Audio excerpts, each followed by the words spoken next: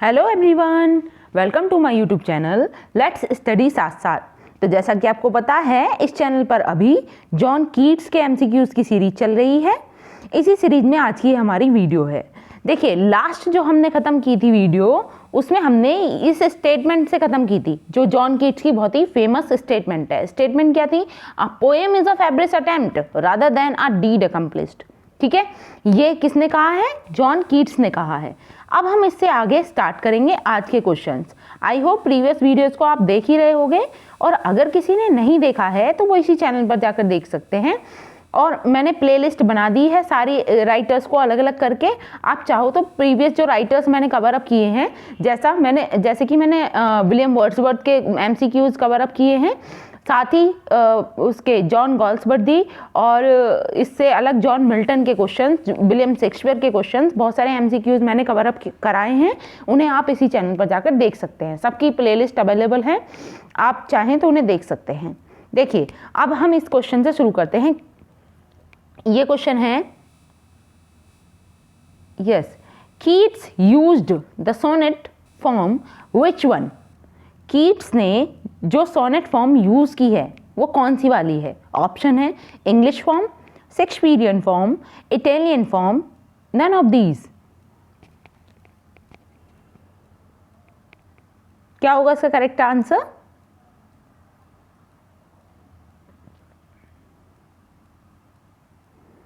सोचिए, आंसर कीजिए।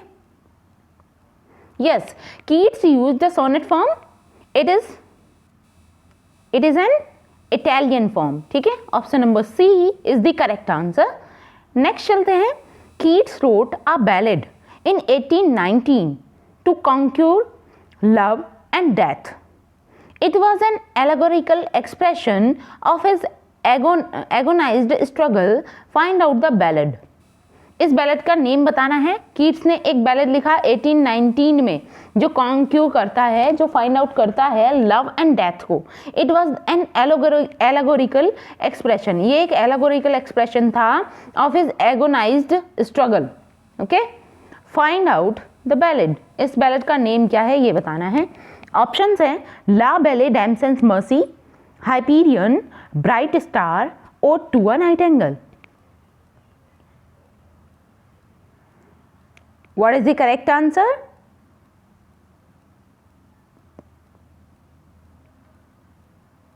Yes, इसका राइट आंसर है option A, La Belle Dame sans mercy. अच्छा, बेसिकली आपको ये बताना है कि ये नेम जो है वो इंग्लिश में तो है नहीं, इसका इंग्लिश मीनिंग क्या है? इस नेम का, ला बेले डैमसेंस मर्सी का इंग्लिश मीनिंग क्या है? अक्सर ये क्वेश्चन भी बन जाता है एग्जाम में। यस, इसका जो इंग्लिश मीनिंग है वो है a lady without mercy, a beautiful lady without mercy. Okay, now moving to the next. Here lies one whose name was writ in water. This is the epitaph written on the grave of a poet. ये एक epitaph है जो एक poet की grave पर लिखा हुआ है, तो इसको आइडेंटिफाई करना है कौन सा वो राइटर है। ऑप्शन है Shelley, Wordsworth, Keats, none of these. तो ये क्वेश्चन भी रिपीटेड है, पहले भी आप पढ़ चुके हो इसे अगर प्रीवियस सीरीज आपने देखी है तो। यस, राइट आंसर क्या हो जाएगा? John Keats. Okay, now moving to the next. I dislike mankind.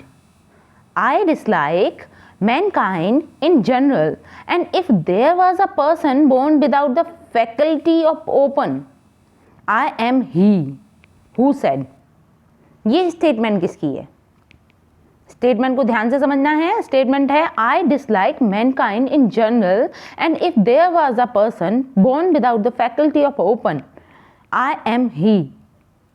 Options are Keats, P.B. Shelley, John Milton, Alfred Tennyson. क्या होगा इसका राइट आंसर?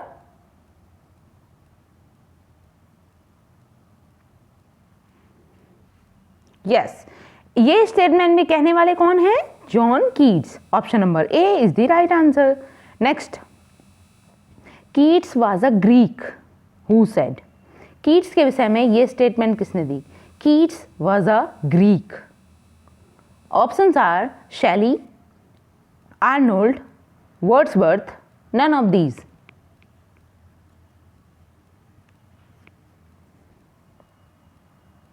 क्या होगा इसका right answer?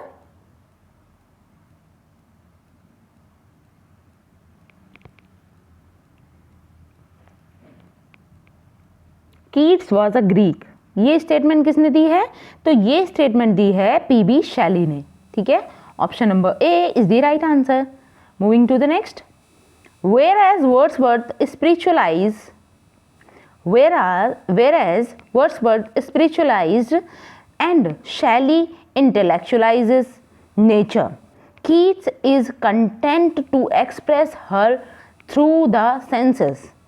Whose comment is this? किसने ये कमेंट की है? देखो, इस जो भी राइटर है ये, इस राइटर ने 3 राइटर्स को एक ही स्टेटमेंट में लपेट लिया है। ठीक है, स्टेटमेंट क्या है? Whereas Wordsworth spiritualizes and Shelley intellectualizes nature, okay, and Keats is content to express her through the senses. किसकी स्टेटमेंट हो सकती है ये? ऑप्शंस हैं Long, Hudson, Compton Rickett, none of these.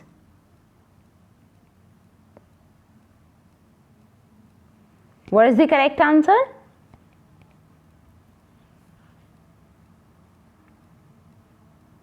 सोचिए और आंसर कीजिए।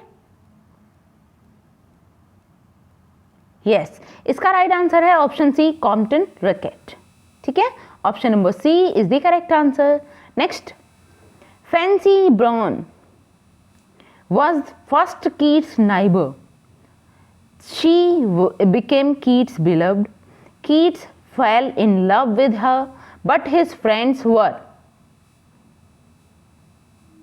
देखिए, यहाँ पे फैनी ब्रेन की बात हो रही है। फैनी ब्रेन, सॉरी ब्रॉन होगा ये। ठीक है, Fanny Brawne was first Keats neighbour. ये पहली कीट्स की नेबर थी। She became Keats beloved. Keats fell in love with her, but his friends were. Options हैं in favour of this match, against the match, neither in favour nor against, none of these.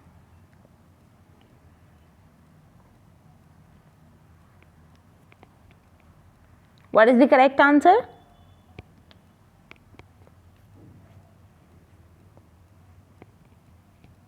Yes, देखिए यहाँ आप ना मतलब एक understanding से भी समझ सकते हैं। अगर ग्रामेटिकल अंडरस्टैंडिंग है, जब भी बट आता है ना, उससे अगला वाला जो सेंटेंस होता है वो जस्ट अपोजिट बात ही कर रहा होता है। तो यहाँ पर अगर इन फेवर होता है तो यहाँ बट कभी नहीं आता। ठीक है, तो option number B is the right answer. But his friends were against the match. Okay, option number B is the right answer. Next, his father was a livery stable keeper. He had a license to practice as a pharmacist, but preferred to be a poet. He won one prize for translating the first book of Virgil's Aeneid. This poet is. ये poet कौन है? देखिए, दोबारा से introduction समझते हैं इनका। Introduction क्या कहता है? हिज फादर वॉज अ लिबरी stable keeper. He had a licence to practise as a pharmacist. ठीक है, उनके पास क्या था? एक लाइसेंस था फार्मासिस्ट की प्रैक्टिसाइज करने के लिए, बट प्रीफर्ड, लेकिन उन्होंने क्या प्रीफर किया है? उन्होंने प्रीफर किया टू बी अ पोएट, एक पोएट बनना प्रीफर किया। He won one prize for translating the first book of Virgil's Aeneid. उन्होंने वर्जिल की जो एनीड बुक है ना, उसे उन्होंने ट्रांसलेट किया, इसके लिए उन्हें प्राइज भी मिला। ये पोएट कौन है? ऑप्शन है शैली, बायरन, पोप, जॉन कीट्स। तो यहाँ तो आप आसानी से आंसर कर लोगे। क्या होगा right answer? Yes, John Keats. लेकिन आपको ये चीज़ ध्यान में भी रखनी है, ये लर्न कर लेनी है कि इनके बारे में क्या जानकारी है। ये जॉन कीट्स। ठीक है, option number D is the correct answer. Next चलते हैं। देखिए, इसे पढ़ते हैं। Which romantic poet's epitaph reads किस रोमांटिक पोएट के एपिटाफ पे ये लिखा है, this grave contain all that was mortal of a young English poet who on his death bed in the bitterness of his heart at the malicious power of his enemies, desired these words to be engraven on his tombstone. Here lies one whose name was writ in water. Options are John Keats, Shelley, Wordsworth, Byron. तो ये भी easy है और कई बार repeat हो गया ये question. क्या है इसका राइट आंसर?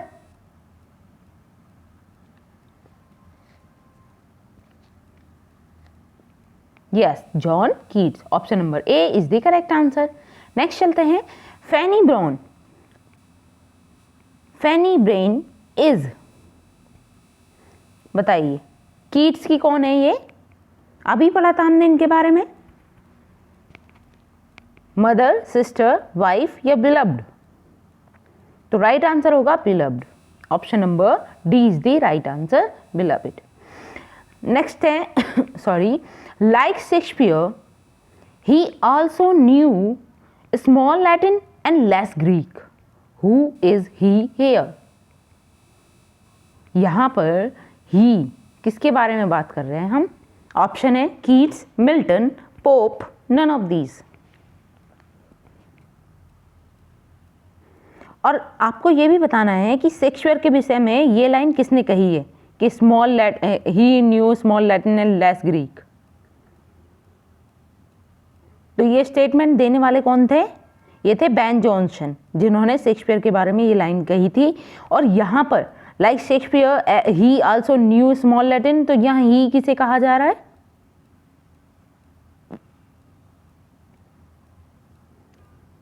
यस, ही से मतलब यहाँ पे जॉन कीट्स से है। ठीक है, option number A is the right answer, John Keats.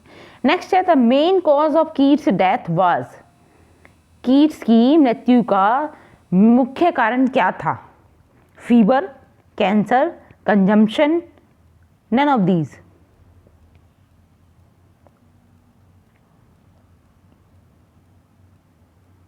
क्या होगा इसका राइट आंसर?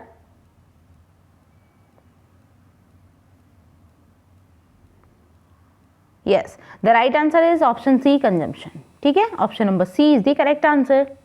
यही इनकी मृत्यु का मेन कारण था।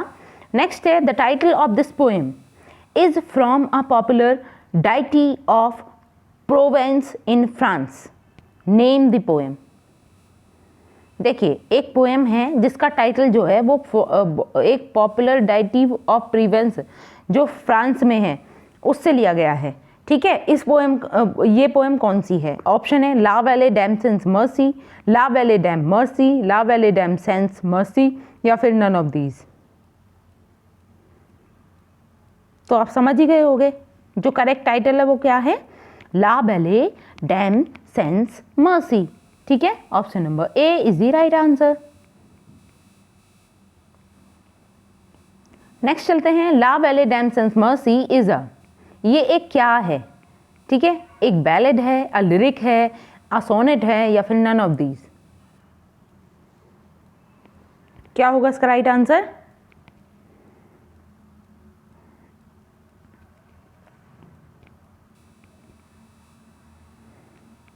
सोचिए और आंसर कीजिए। Yes, it is a ballad. ठीक है, option number A is the right answer. Next चलते हैं, La वैले dam sense mercy is written in 1819 and published in. देखिए, ये लिखा तो गया था 1819 में, लेकिन इसे पब्लिश कब किया गया? 1820, 1824, 1825, नन ऑफ दीज। क्या होगा इसका राइट आंसर?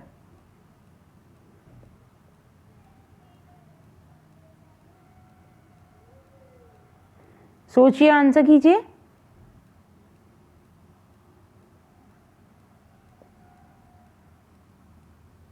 यस, ये पब्लिश होता है 1820 में। ठीक है, option number A is the right answer. Next चलते हैं, the title la वैले dam sense merci, ये जो टाइटल है ला वैले dam sense mercy is from a 15th century poem. एक 15th सेंचुरी की पोएम से लिया गया है, ठीक है। अब वो देखनी है कि वो किसके द्वारा लिखी गई थी। Alain Chartier a French poet, Chaucer an English poet, Alain Chartier an English poet, या फिर Alain Chartier an American poet. क्या होगा इसका करेक्ट आंसर? देखिए ये तो डिसाइडेड है कि ये पोएम किसने लिखी है, एलन चार्टर ने लिखी है। लेकिन ये जो एलन चार्टर हैं ये कैसे पोएट हैं, एक फ्रेंच पोएट हैं, इंग्लिश पोएट हैं या अमेरिकन पोएट हैं? क्योंकि चौसर की पोएम से तो लिया नहीं गया ये, ठीक है। ऑप्शन नंबर बी को हम कट कर देंगे। बाकी 3 ऑप्शंस में से चूज करना है, क्या होगा right answer?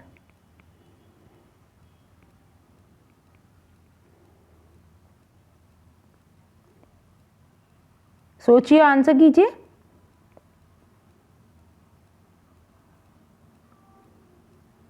Yes, Elon charter जो है ना ये एक फ्रेंच पोएट है, ठीक है। Option number A is the correct answer. और ये फ्रेंच पोएम से ही इस टाइटल को भी लिया गया है, ठीक है। नेक्स्ट चलते हैं। How many stanzas are in La Belle Dame sans mercy? La Belle Dame sans mercy जो पोएम है इसमें टोटल कितने स्टैंजास हैं, ठीक है। ये सेंस है। ऑप्शंस हैं 15 स्टैंजास ऑफ 4 लाइन ईच। देखिए इसमें कहा गया है 15 स्टैंजास हैं जिनमें हर एक स्टैंजा में कितनी लाइन है, 4 लाइन्स है। नेक्स्ट है 12 stanzas of 5 lines each, 12 stanzas of 4 line each, या फिर नेक्स्ट ऑप्शन कर लेते हैं हम नन ऑफ दीज, ठीक है। अब बताइए इसका क्या राइट आंसर होगा? सोचो और आंसर करो, क्या होगा इसका correct answer?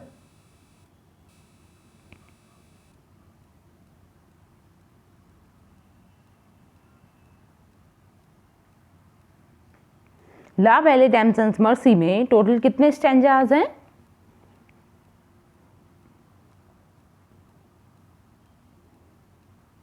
Yes, right answer is option C 12 stanzas, ठीक है। और हर एक स्टैंजा में टोटल कितनी लाइन्स हैं, 4 लाइन्स। नेक्स्ट, ही यहां पे लिखा है, देखिए ही नहीं होगा, ये द करते हैं, ठीक है। The rhyming pattern of La Belle Dame sans mercy is, देखिए अभी आपने समझा कि हर स्टैंजा में कितनी लाइन है, 4 लाइन्स हैं। अब इन 4 लाइन्स का राइमिंग पैटर्न क्या है, राइमिंग स्कीम क्या है, ये बताना है। ऑप्शन है A B C B, A B B, A C B B, या फिर none of these.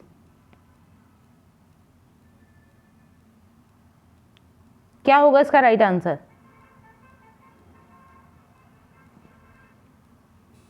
What is the rhyming scheme of La Belle Dame Mercy?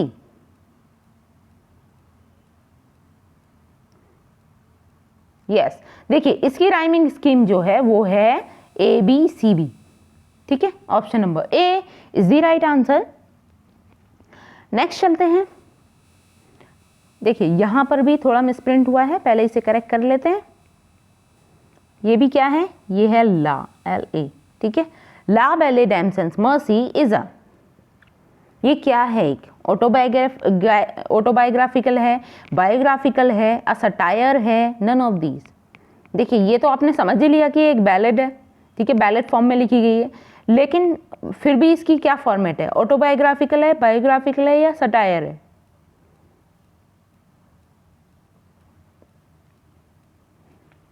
क्या होगा इसका correct answer?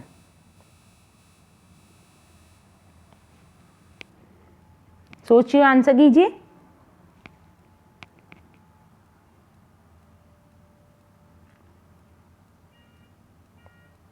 Yes, it is an autobiographical poem, ठीक है। Option number A is the right answer. Next, La Belle Dame sans Merci Keats has created. देखिए यहां पर है इन, अब बनेगा question. In La Belle Dame sans Merci Keats has created the medieval, Keats ने क्या क्रिएट किया है? ये ऑप्शंस हैं, ठीक है। ये ऑप्शन ए, ये बी है, ये सी है और ये डी है, ठीक है। तो ऑप्शन ए है the medieval atmosphere of magic and mystery, B है the medieval atmosphere of terror and death, the medieval atmosphere of suspense and death, none of these.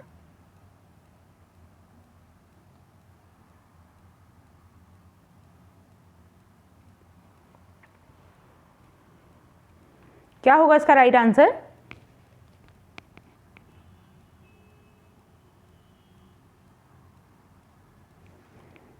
सोचिए, आंसर कीजिए।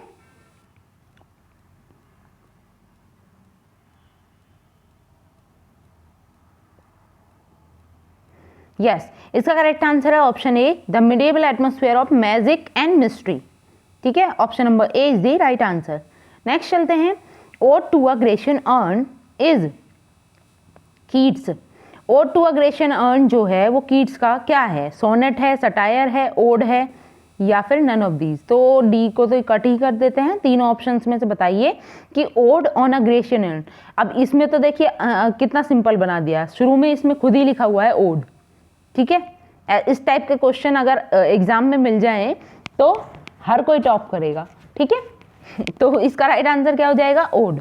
ठीक है, option number C is the right answer. Next चलते हैं, odd to a Grecian earn is written in, ये कब लिखा गया था बताइए? ऑप्शन है 1819, 1821, 1823 या फिर 1824।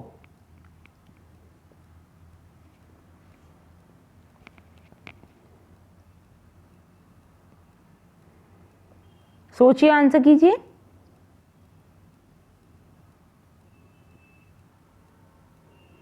यस, ये भी कब लिखी गई थी? 1819 में।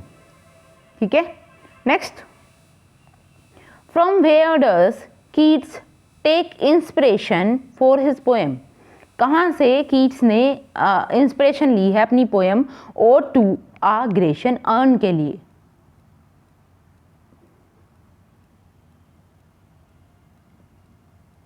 Options are Lord Holland, Lord Scotland, Lord Chester, none of these.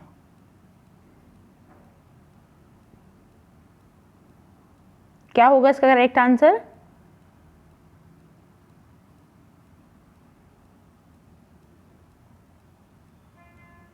Yes, इसका जो राइट आंसर है वो है लॉर्ड हॉलैंड। ठीक है, और इसी के साथ इसमें कुछ डिटेल दी गई है नीचे। डिटेल क्या है? Keats was also inspired by Benjamin Haydon and Elgin Marbles. ठीक है, इनसे भी बहुत ज़्यादा इंस्पायर्ड थे कीट्स। किससे? बेंजामिन हेडन से एंड एलिगन मार्बल से। Okay, Keats calls Grecian urn as, Keats ने ग्रेशियन अर्न को क्या कहा है? As the bride of quietness, the bridegroom of quietness, the sister of quietness, या फिर द मदर ऑफ क्वाइटनेस।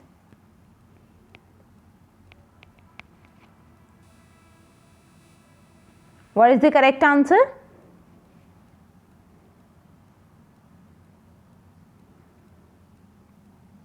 क्या होगा इसका राइट आंसर?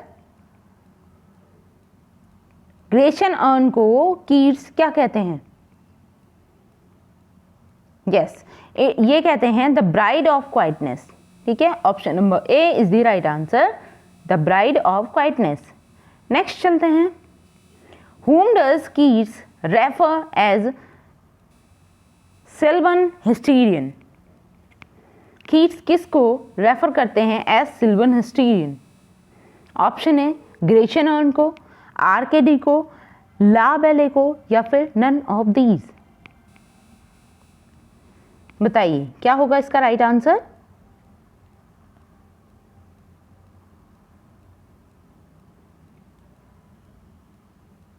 कीट्स किसे रेफर करते हैं? सिल्वन हिस्टोरियन। तो इसका राइट आंसर है ग्रेशियन अर्न। ठीक है, option number A is the right answer, Grecian earn. Next, which line is repeated in the first and the last stanza? कौन सी लाइन ऐसी है जो अपने फर्स्ट स्टैंजा में और लास्ट स्टैंजा में रिपीट होती है? And no bird sing, and bird sing, and all bird sing, या नन ऑफ दीज।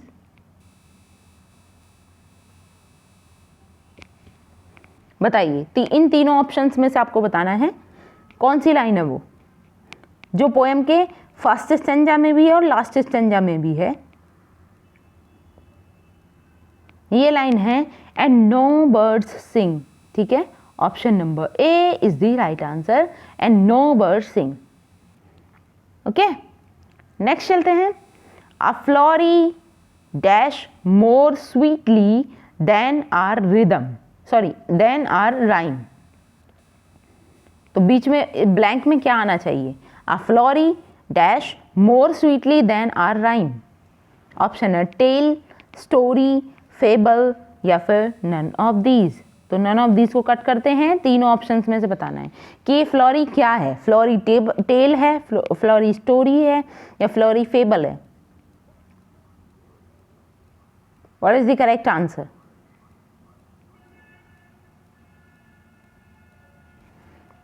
सोचिए, आंसर कीजिए।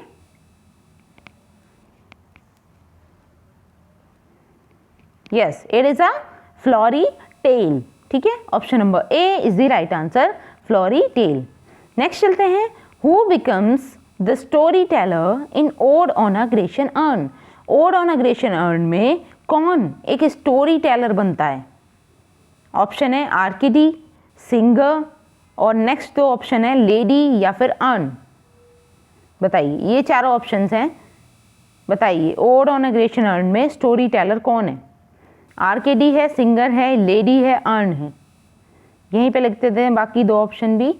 सी है लेडी एंड डी है अर्न। बताइए क्या होगा करेक्ट आंसर? सोचिए, आंसर कीजिए।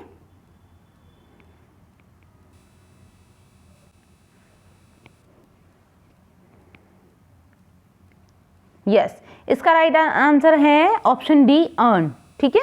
Option number D is the correct answer. तो आज के लिए हम इतना ही रखेंगे। आई होप मेरी ये वीडियो आपको अच्छी लगी होगी, और अगर वीडियो अच्छी लगी है तो प्लीज़ इसे लाइक करें, शेयर करें और मेरे चैनल को सब्सक्राइब कर लें इसी तरीके की इंटरेस्टिंग वीडियो पाने के लिए। और आई होप प्रीवियस वीडियो को आप देखते चल रहे हैं, और नहीं देख रहे हैं तो प्लीज़ उन्हें भी देखें, ठीक है। बहुत ही इंपॉर्टेंट क्वेश्चंस को हमने कराया है इस चैनल पर, जाकर चाहें तो आप उन्हें भी देख सकते हैं। तब तक के लिए thanks for watching, keep learning and keep supporting me. Thank you.